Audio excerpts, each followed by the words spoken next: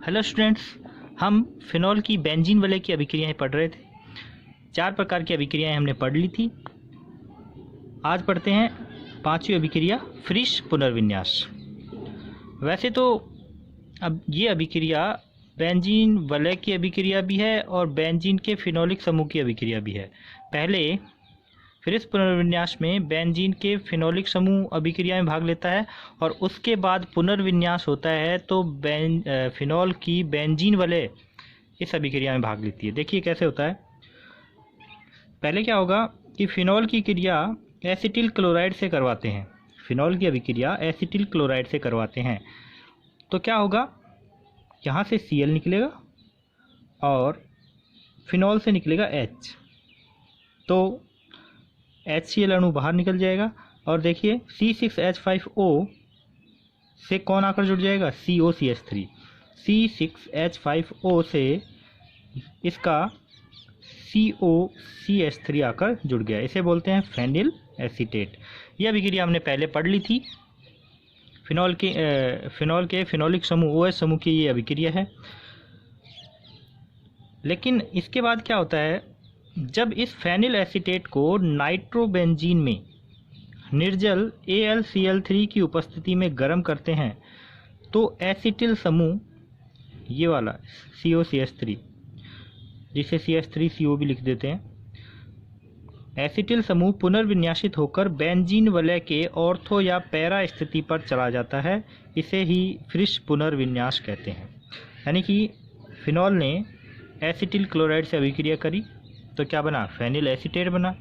Phenyl acetate में अब हमने क्या डाल दिया, नाइट्रोबेंजीन और निर्जल AlCl3। तो फिर इसका ये जो समूह है COCH3 समूह, यहाँ से पुनर्विन्यासित होकर या तो ऑर्थो स्थिति पर या फिर पैरा स्थिति पर चला जाता है। ऑर्थो और पैरा पर जो हाइड्रोजन था वो यहाँ से टूटकर कहाँ चला जाता है, इस O के पास चला जाता है। तो देखो ये तो क्या बन गया, OH, और ये COCH3 आ गया यहाँ पर, या फिर चला जाता है पैरा स्थिति पर। या तो बनता है ऑर्थो हाइड्रोक्सी एसीटोफिनोन या बनता है पैरा हाइड्रोक्सी एसीटोफिनोन। तो ये ध्यान रखना कि ये अभिक्रिया या तो नाम से आती है, नेम रिएक्शन है, फ्रिश पुनर्विन्यास है, सीधी भी पूछ सकते हैं, या फिर ABC के रूप में आएगी। आपको अभिकारक मिलेंगे C6H5OH प्लस CH3COCl और ये होगा A, और फिर आपके सामने होगा नाइट्रोबेंजीन और AlCl3। आपको बताना होगा B क्या है और C क्या है। B तो होगा ऑर्थो उत्पाद और C होगा पैरा उत्पाद। ठीक है ना, इस तरह से ये अभिक्रिया पूछी जाती है, या फिर सीधा ही नाम से पूछ लेंगे, फिर फ्रिश पुनर्विन्यास को समझाइए। तो कहने का अर्थ ये है कि AlCl3 की अनुपस्थिति में ये अभिक्रिया थी एस्टरीकरण, और जैसे आपने AlCl3 डाला नाइट्रोबेंजीन के साथ तो बनने वाले एस्टर यानी कि फेनिल एसीटेट में पुनर्विन्यास होता है और 2 तरह के उत्पाद प्राप्त हो सकते हैं, ortho hydroxy acetophenone, para hydroxy acetophenone. और इनके लिए भी एक शर्त है तापमान की। यदि तापमान 333 केल्विन या इससे कम है तो पैरा प्रतिस्थापी मुख्य उत्पाद के रूप में प्राप्त होता है, और यदि तापमान 433 केल्विन या उससे ज़्यादा है तो ऑर्थो प्रतिस्थापी मुख्य उत्पाद के रूप में प्राप्त होता है। अब आप पूछोगे कि 333 और 433 के बीच वाले तापमान पे क्या होगा, तो बीच वाले तापमान पे ये लगभग दोनों बराबर मात्रा में प्राप्त होते हैं। बस अंतर इतना है कि तापमान इससे कम होगा तो पैरा उत्पाद मुख्य उत्पाद होगा, और इससे ज़्यादा हो जाएगा, 433 केल्विन से ज़्यादा हो जाएगा तो ऑर्थो उत्पाद मुख्य उत्पाद हो जाएगा, इसकी मात्रा ज़्यादा बनेगी। ठीक है ना, यह है फ्रिश पुनर्विन्यास।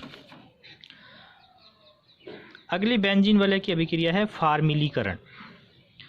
फार्मिलीकरण का मतलब है कि फिनॉल की बेंजीन वलय पर CHO एल्डिहाइड समूह का जुड़ना ही फिनॉल का फार्मिलीकरण कहलाता है।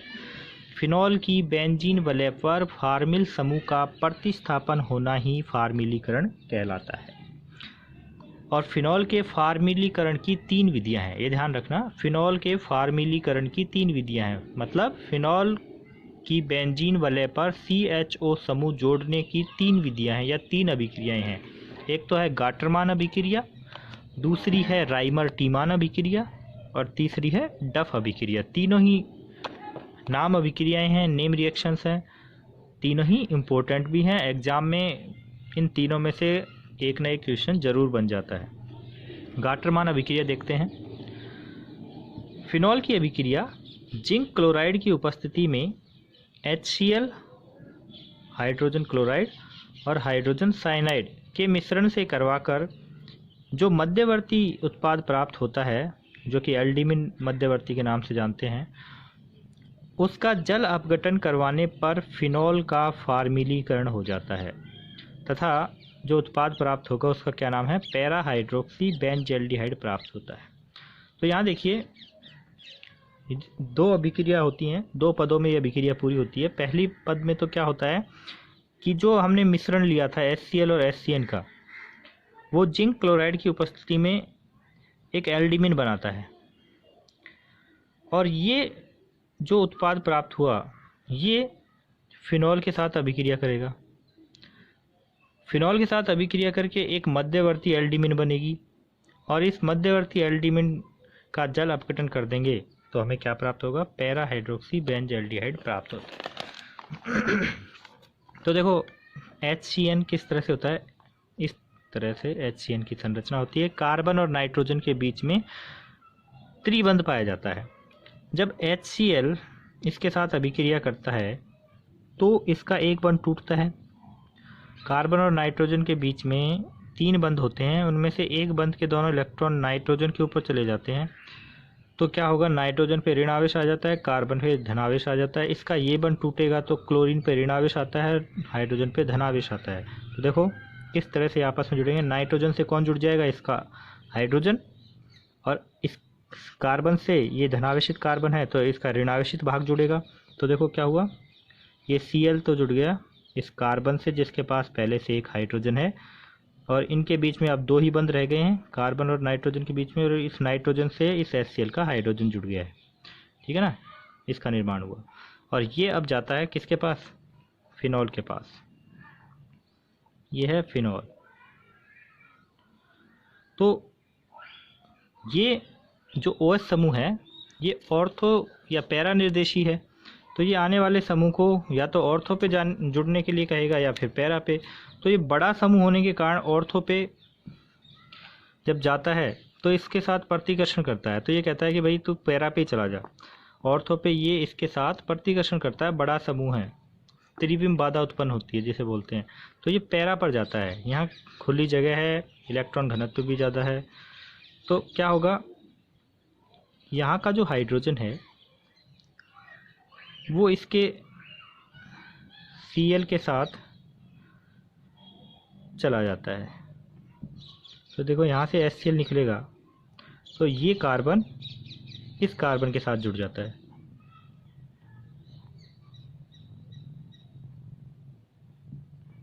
CH डबल बॉन्ड NH, ये एक मध्यवर्ती है जिसे एल्डिमिन मध्यवर्ती बोलते हैं।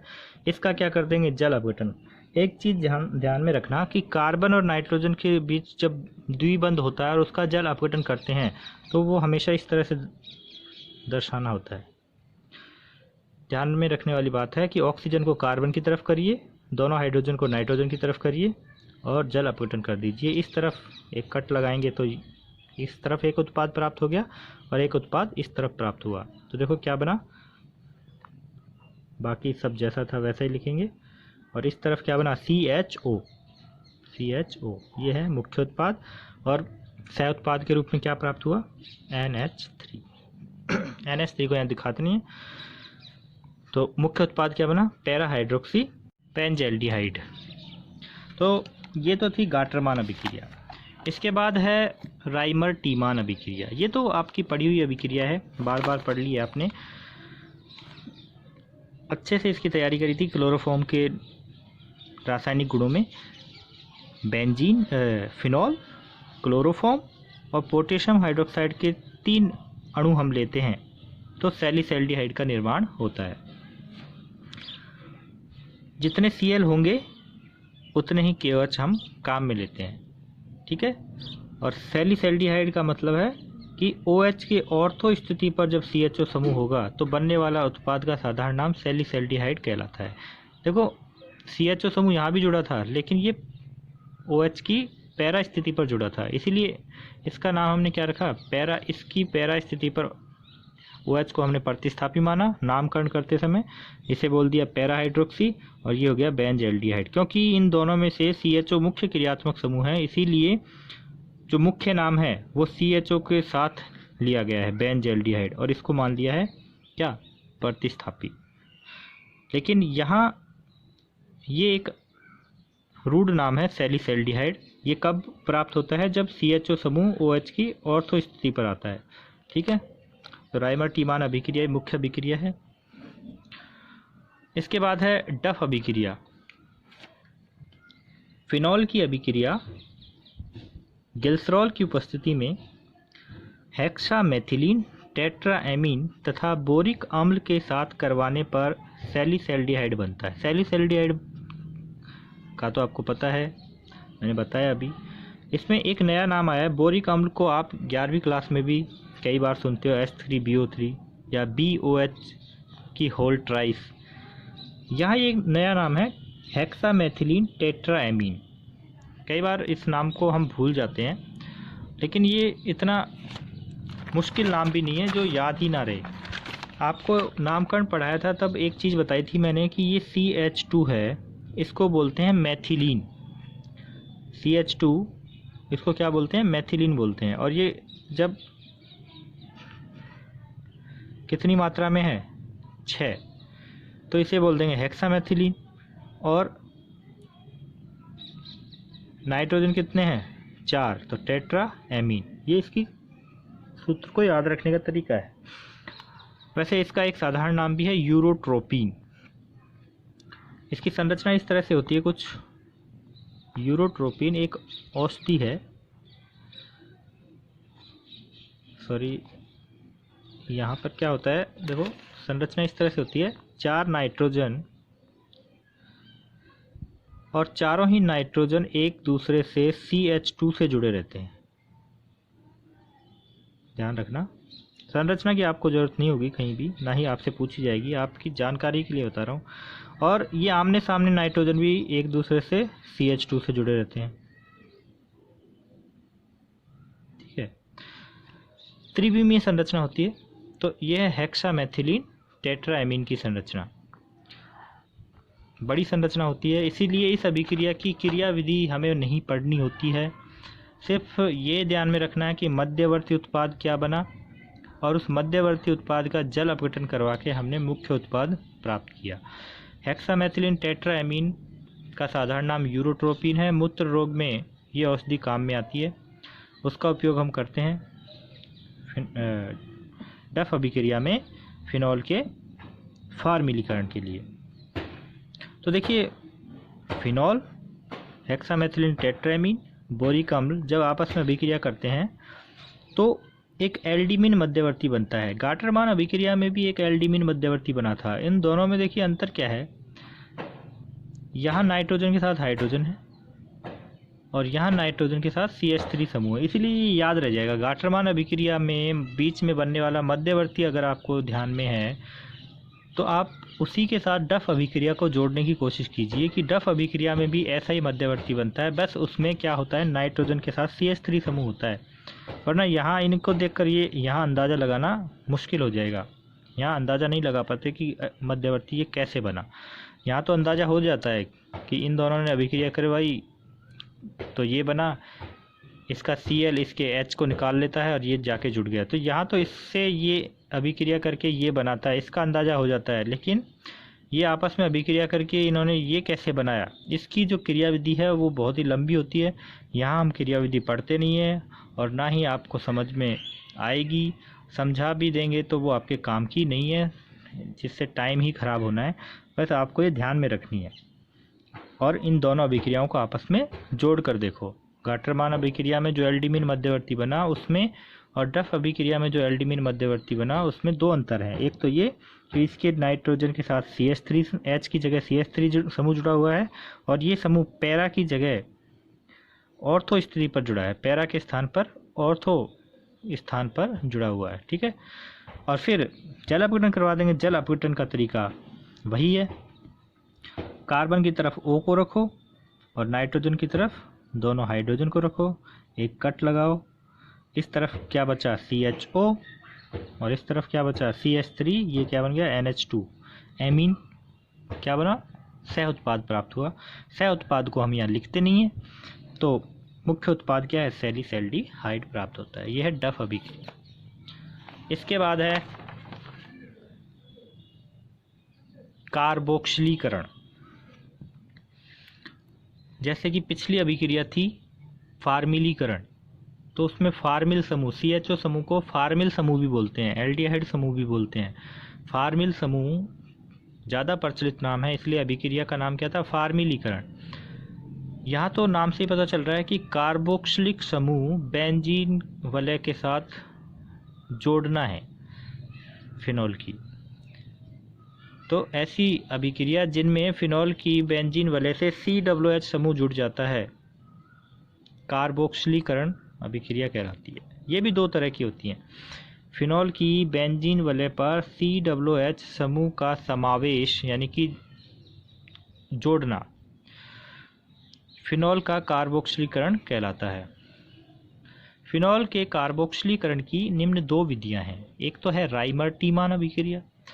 ये अभिक्रिया भी आपने देखी थी कार्बन टेट्राक्लोराइड के साथ, हमने समझी थी अच्छे से कि फिनॉल CCl4, Cl4 है तो KOH भी कितने आएंगे, 4 आएंगे। और इस ऑर्थो स्थिति पर CCl4 होने से COOH समूह यहाँ जुड़ता है, ठीक है। CHCl3 होता है तो वो CHO में बदलता है, और कार्बन टेट्राक्लोराइड है तो वो COOH में बदलता है।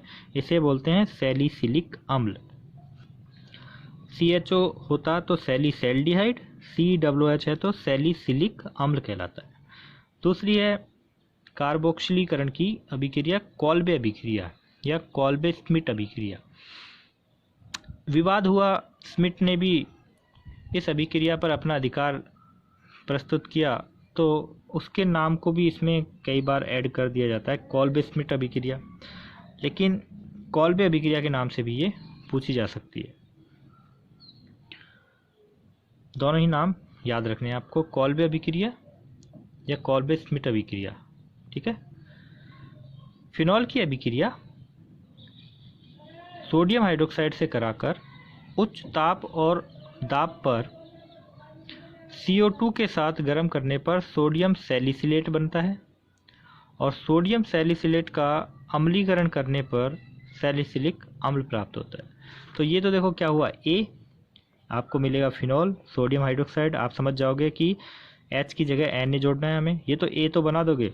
इसके बाद इस सोडियम फिनॉक्साइड की अभिक्रिया CO2 से करवानी है। तो देखो क्या होता है, ये है COONA, यानी कि जब ये इसके साथ यहाँ जुड़ेगा तो यहाँ का हाइड्रोजन तो वहाँ चला जाता है, रिप्लेस हो जाता है, और Na इस COO के एक ऑक्सीजन के साथ आकर जुड़ जाता है। ध्यान रखना,